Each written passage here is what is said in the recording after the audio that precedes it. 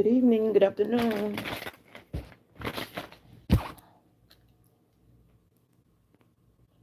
I am late taking my meds. I fell asleep earlier,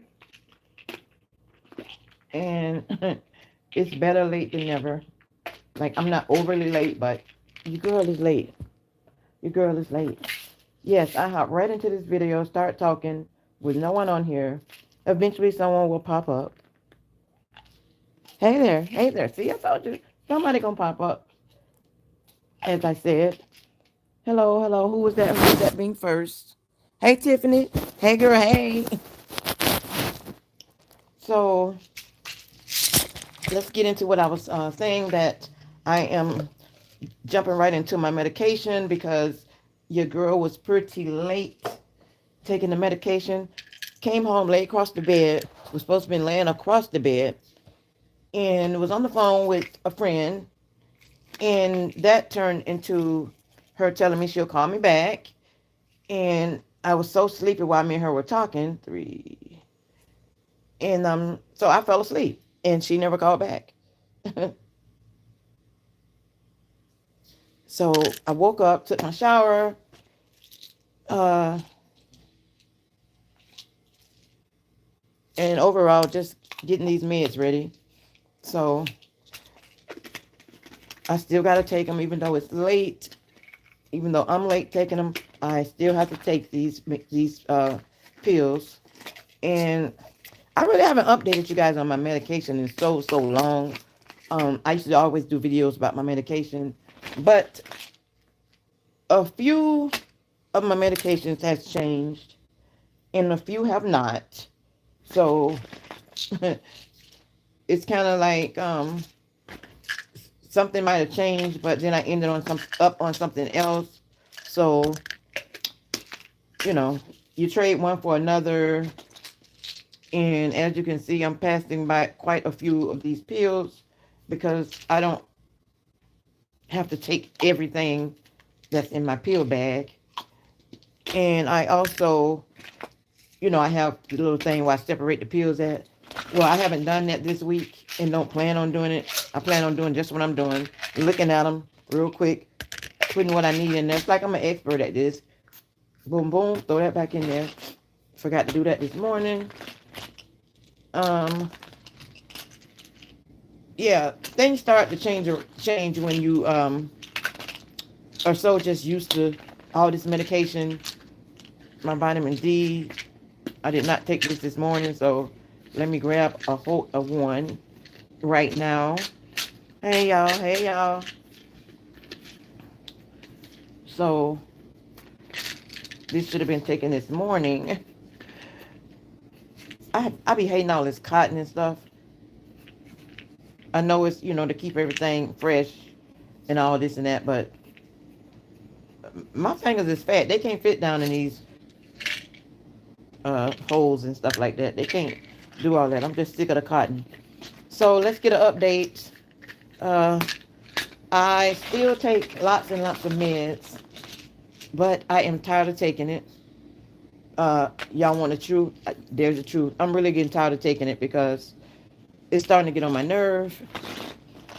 But I'm still doing my infusions, but I spoke with my doctor, and I told my doctor that I would like to take a break from the infusion. So they are working on that. They're working on me taking that break because we get overwhelmed sometimes. I'm speaking when I say I mean everyone gets overwhelmed, but taking this many pills at night, in the morning, plus infusions every other week, and then a different infusion once a month, it's just starting to weigh me down, to be honest. I can't say that they're not working for me, the infusions, and I can't say that they are because I really don't feel a difference in the infusions. And then my numbers, the blood work, all the different tests, I pay careful attention to that. And some of that stuff is not what you call stable.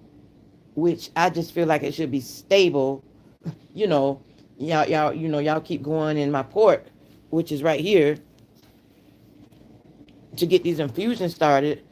All this stuff. Once again, I forgot to put my phone on do not disturb. Anyways, y'all doing all this poking and stuff, but these numbers ain't poking up like they should be.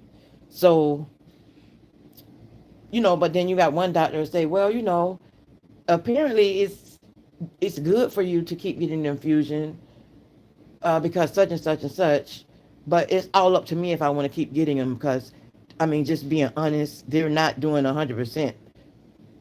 You know, I don't feel 100% better by getting an infusion. So I told them that I'm willing to stop taking the infusions, and then if things start going really bad downhill for me after I stop the infusions, then I will know, okay, you know what? I really do need the infusions because now everything has hit down fall. If that happens after I stop taking them, and then they said I can always go back to them. But I still have an infusion coming up, um, or whatever. I still have to finish the one that for this month, and I still have to go finish the ones at the hospital for the rest of this month. So it's not really etched in stone when that I'll be stopping them, but I am ready. Not it's not a give up type of ready, but I just need a break from it, and it's just too much. That's like one time I went to the one of my appointments, and I told the doctors, is there any of this medication that I'm taking that I can actually be taken off of? Meaning, do I really need this pill? Do I really need that pill? Or is it just something that, y'all giving me in hopes of this and that? Look, whatever I don't need and it could be avoided by going in my body, just swallowing a pill, let it go. Just let it go. Because it's a lot going on with me with these medications.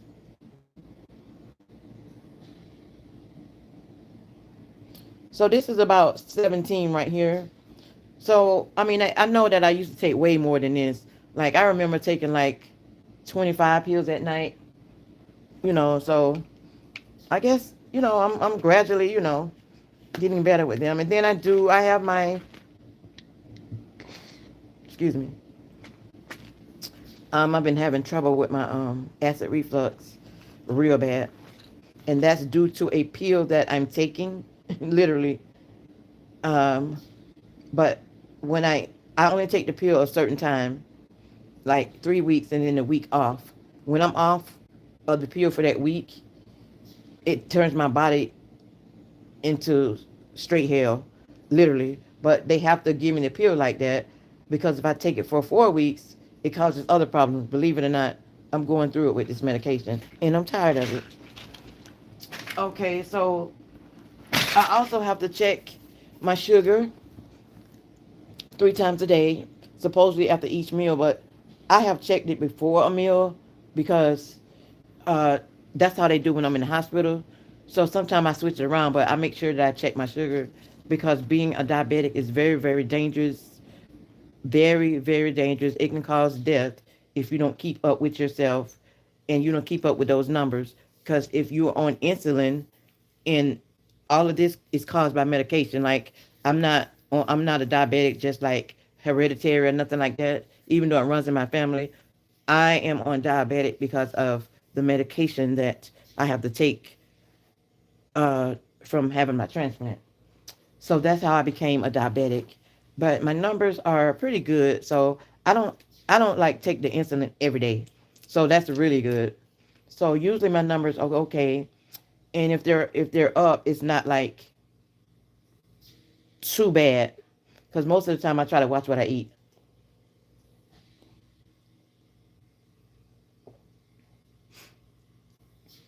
You have to be careful what you eat, what you drink. You know, like being a diabetic is very, very, very dangerous. Like some people, it you end up getting a leg cut off or your toes. It's just something that I wish we would keep up with, like our doctor's appointments and that blood work. That blood work tells it all about our bodies. You'll be surprised, like what blood work can tell, what is going on in your body. So it's important to see your doctors, frequently, your primary care, and just like make an appointment, go to the doctor, and just say you want to do a checkup, and you never know what outcome may be. So just keep up with yourself, keep up with your health. On the other hand, how am I doing? I've been suffering with chest pains for quite a while now, for about 3 weeks. I've been in the hospital. I've been to the hospital. Well, I was admitted once, and then I had to go back to the hospital because the chest pains came back. But as usual, the chest pains is more than likely from me being in chronic lung rejection. Because if you're in it, chronic means, like a situation where it's really not going to get too much better, according to the doctors. But we serve an awesome God. Said that to say this, I do have like some fluid on my lungs, which can be expected for a person with chronic lung rejection.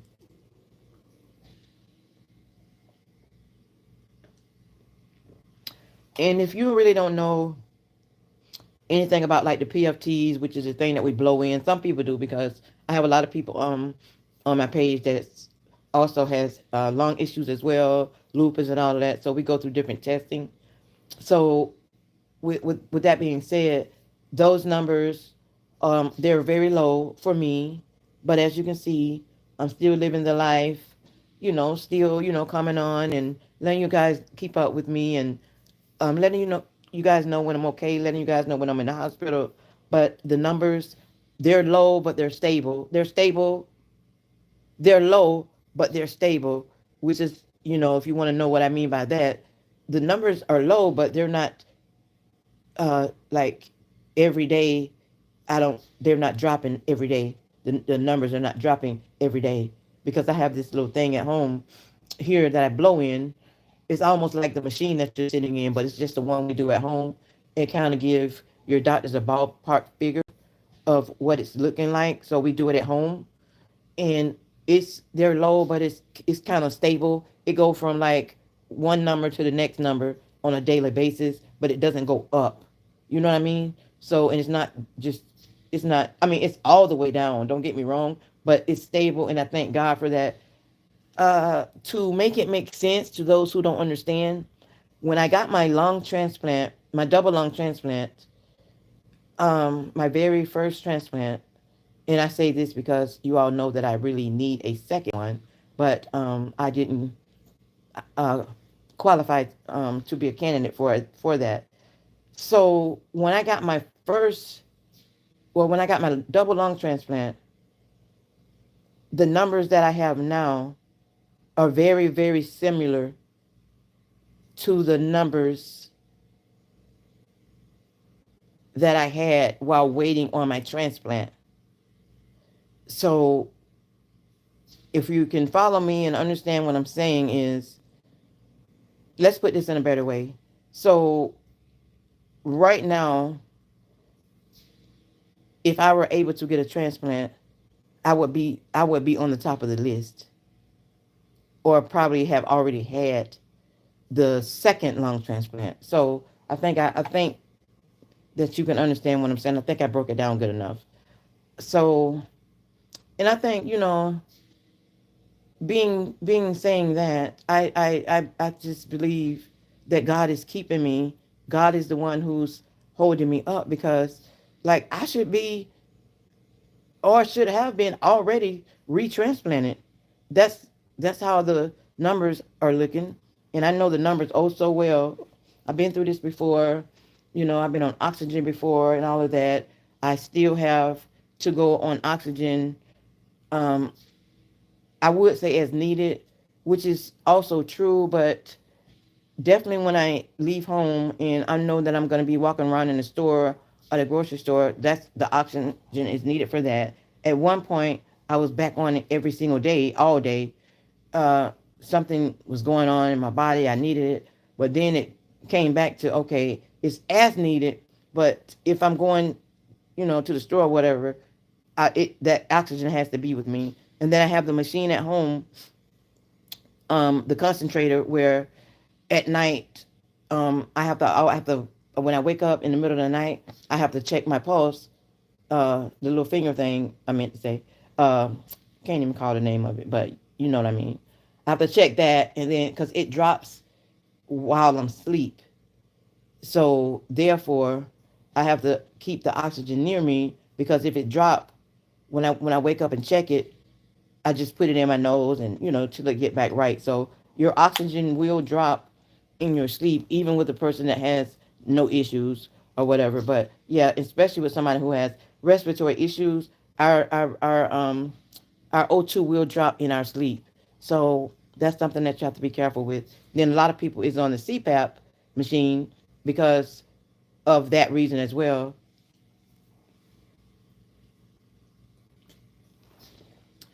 And I usually just dump these things in my mouth. But lately I've been like my stomach has been like nauseous. I've been feeling very nauseous. So I'm just taking on a few of them at the time because, like I said, it's so many of them.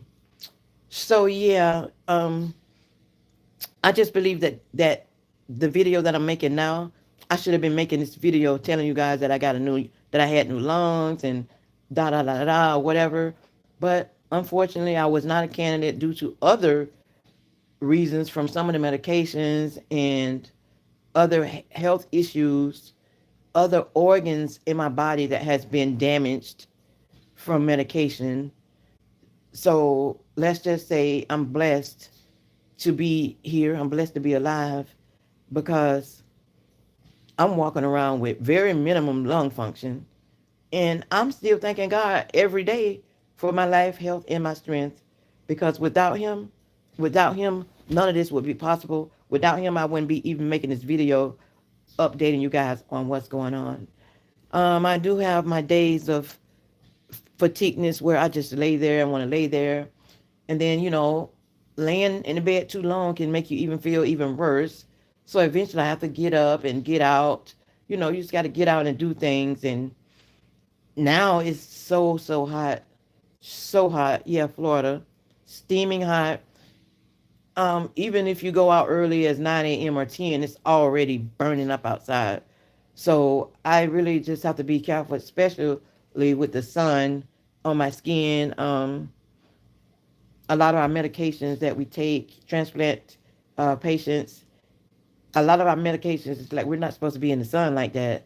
It can cause skin cancer and all of that. And then I also have lupus, so being in the sun doesn't make it any better. But I did find out, and it's very true, that sometimes when I go outside, like if I'm hurting real bad, and I go outside or whatever, and let that fresh sun and air hit me, it really, it really like helps. For some reason, it helps. It goes through my body, and sometimes I feel totally different when I go outside. That's that vitamin D.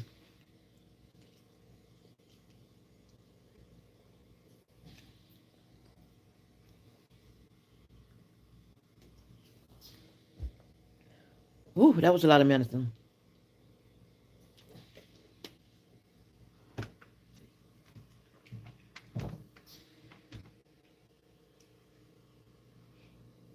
So yes, it is really steaming, steaming hot in Florida. Um.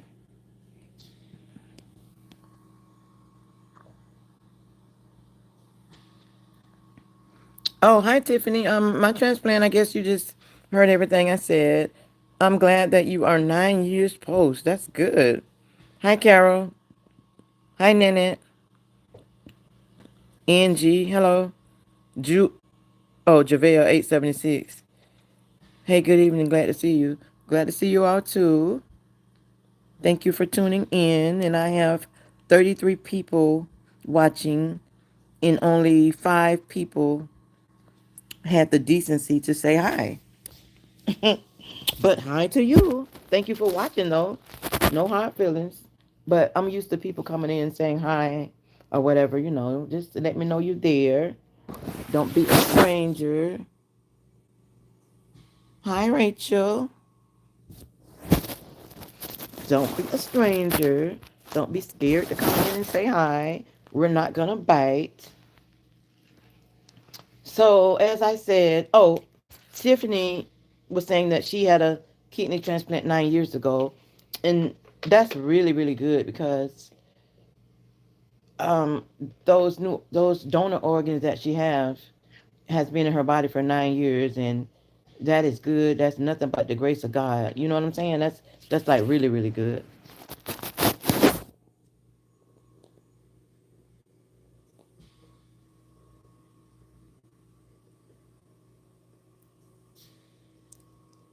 Hello, Saj. I hope I said that right. Nice name, by the way. Been following you for a while. Thank you so much. Hi, Jude. Just us four. Hey, beautiful. Hi, Mia. Alicia. Hope you are doing well tonight. Thank you. Hope I didn't miss anybody.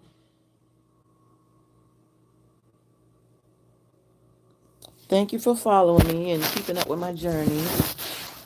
It's been a long, long journey. Like I said, I have some very tired days and nights. And some nights, like I really can be up on this live. Because some nights I really don't get a lot of sleep.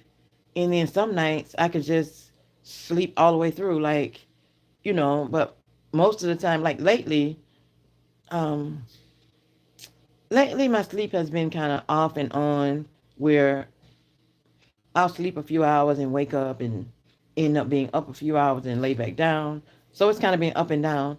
And probably, what I should start doing when I can't sleep, just jump on my live because even if you guys miss the live, if you're asleep, you can still catch it when you wake up.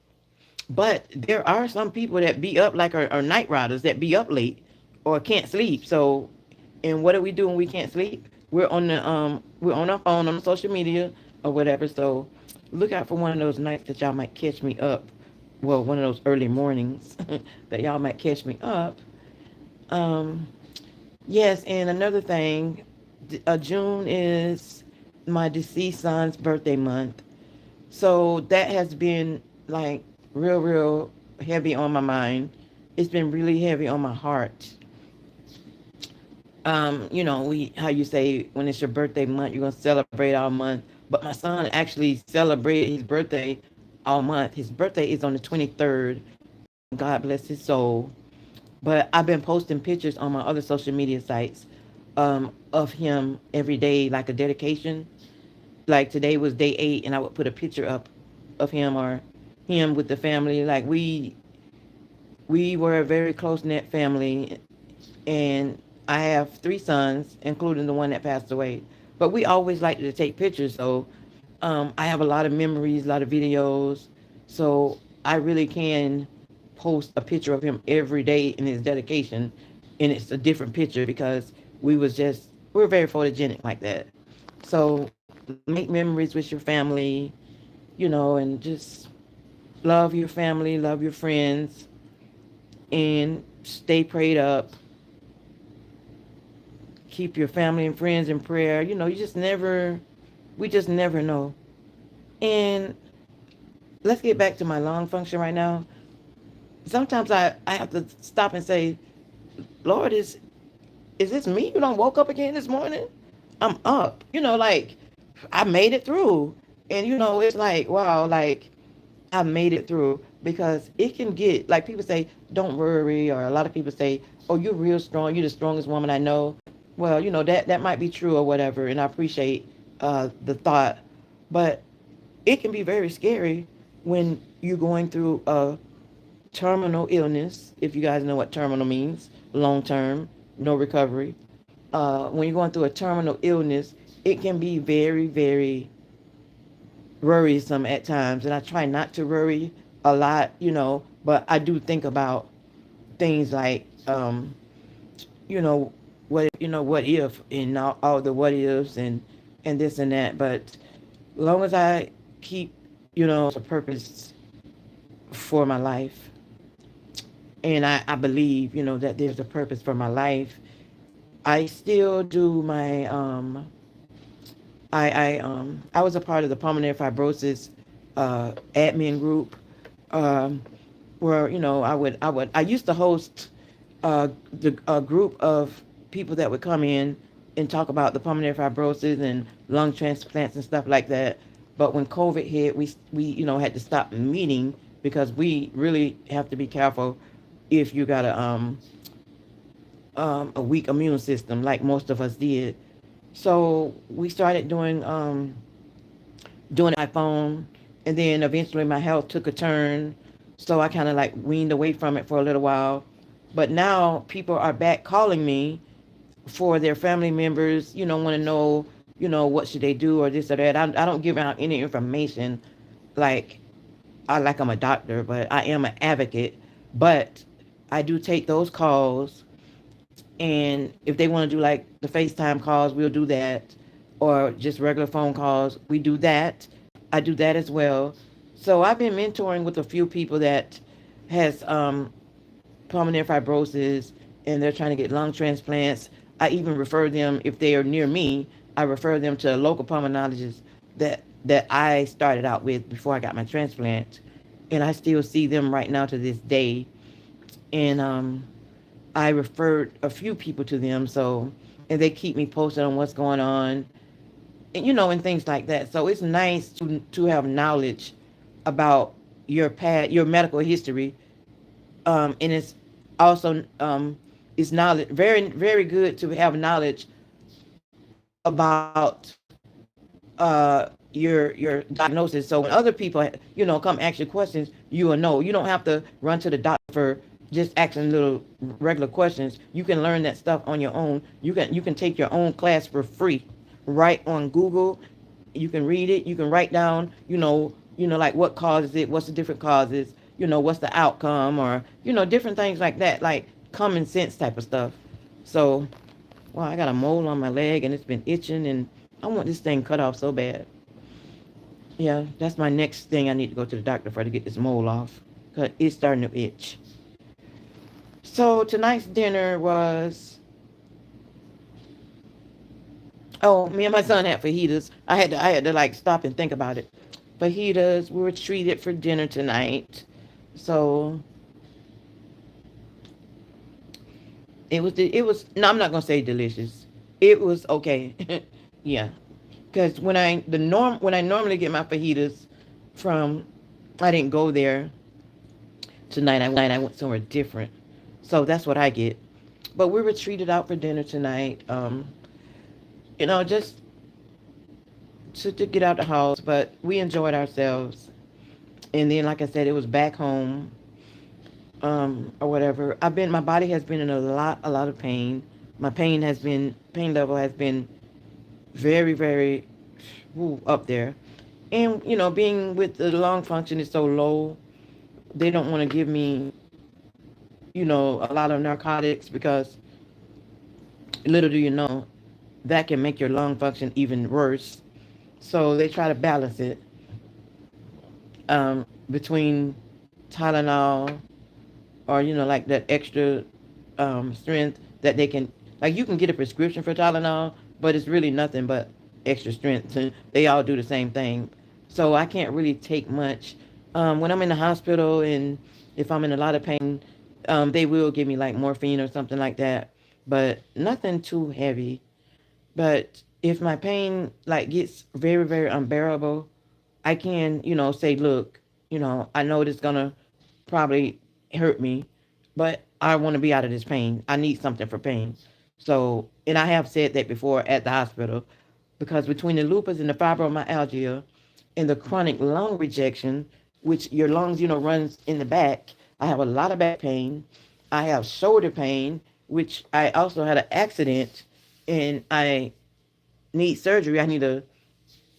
They want to do surgery on my rotator cuff, but the transplant team denied that surgery because they don't really want me under any anesthesia right now because of my lung function, so it's kind of iffy. So either way, I really didn't want that surgery, because that that would really put me down.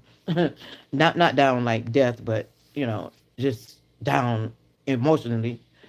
So let's see what else I need to cover. I was talking about the pain, but yeah, it gets very bad at times. So I think I covered everything that needed to be covered. Tiffany said I sleep poorly. That's why I work at night. Oh, okay. Wants us to share our day. Thank you, Jude. He sure does. Oh, hi, Sarah. My son's birthday is on the 25th. Happy birthday to your son. Thank you. Hello, she's a beauty. Hi, Melanie. Hi, Keisha.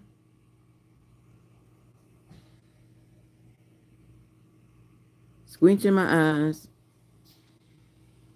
NSI. Thank you. Butterfly antics. Hey, beautiful. I love your robe set. Thank you, girl. Thank you.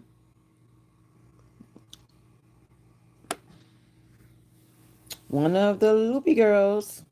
I had this robe set for a number of years, honey. I mean, literally. Like, if I really had to say how long I think I've had it, I know it's been over 10 years. And I know it's been over 10 years, over 12 years, because I've been in the city that I'm in now almost 10 years. So I had this before I even moved to where I am now. So yeah, I remember I got it from TJ Maxx back in the days, and it still sleeps good. It's still silky and soft. But yeah, so when I get ready to go to bed, I'll take, this part off because I don't like sleeping with all this stuff on. That's just too much because I'd be hot.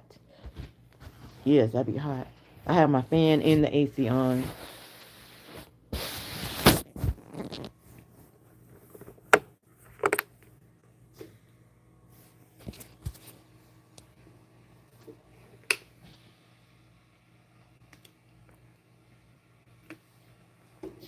But anyways, I do want to say thank you to everybody that came on.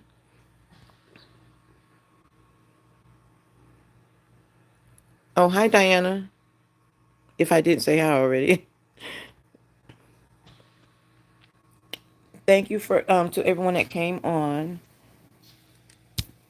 And thank you all for continuing to follow my journey. I can't wait I get my brows done. Hopefully soon. I can't do everything at one time because baby, these bills do not stop coming. Like they should just give us a bill free month.